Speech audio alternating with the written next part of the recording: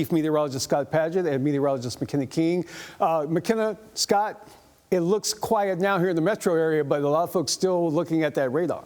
We've been looking at the radar, looking at the threat, Steve, and the potential has been there for the potential of some strong to severe storms, which you saw a little bit earlier. Through Tarrant County. Through Tarrant County.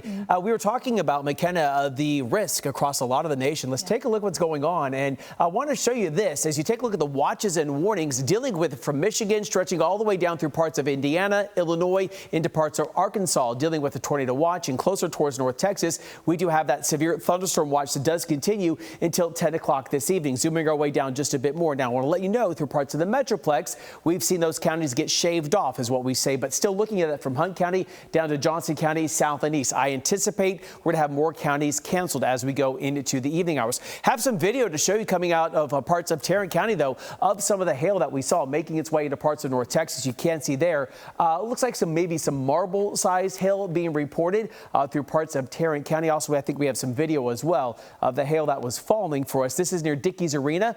Thanks so much for sending that in. Bird not liking that right there. This is from Ray Weathered. Hail there in Fort Worth. As you tilt your head with me, kind of looking sideways as well. You know, sometimes that's what you do when you have the hail moving in, some golf ball size hail moving through. Let's come back to the maps. This is what we're seeing. Look at this. In Clyde Warren Park, people out and about. The winds have switched it to the north-northwest at 16, so the front's moving through. Beautiful day, but look at as we looked at through parts of Fort Worth, moving this on, stepping out of the way. This is near 4 o'clock, that severe storm that moved its way through, and at times we saw hail up to the size of a golf ball in the southeast sides of Fort Worth. Looking at the first alert radar now, you can see the frontal boundary continue to slide its way down to the southeast, but backing up the radar between 3 to 4, we did see the storms work their way on through. Try to put that into motion. Didn't really pop up there for me, but we saw that severe storm move through. Now a lot of the activity tapering off. Cap is still in place, and we saw there's that storm action that I was talking about, but seeing mostly sunny skies in some spots. The risk factor is still there. There we go.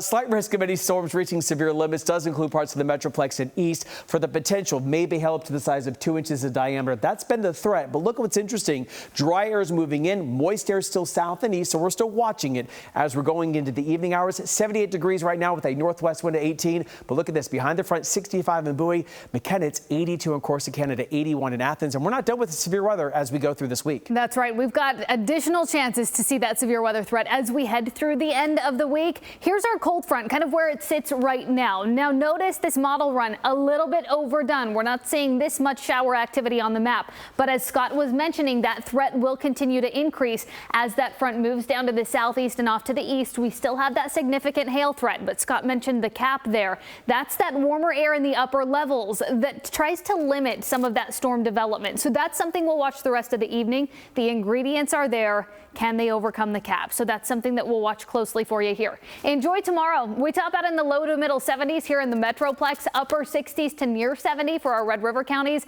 Lots of sunshine for our Monday. Tomorrow's great.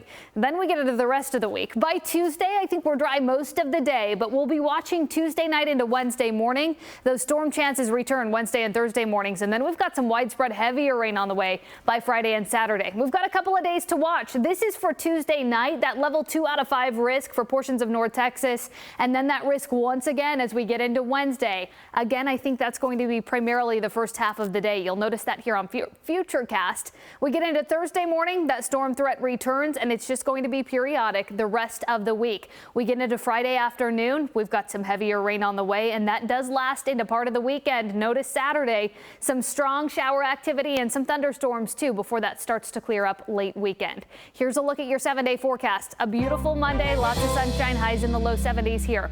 Our wind flow shifts. We return to the mid 80s by Tuesday. Tuesday will be a gusty day, and once again we'll be watching that time frame overnight and into Wednesday morning, a first alert weather day there with that threat for some severe storms by Wednesday morning. We'll be watching Thursday too, and then those heavier showers, the more widespread activity by Friday and Saturday.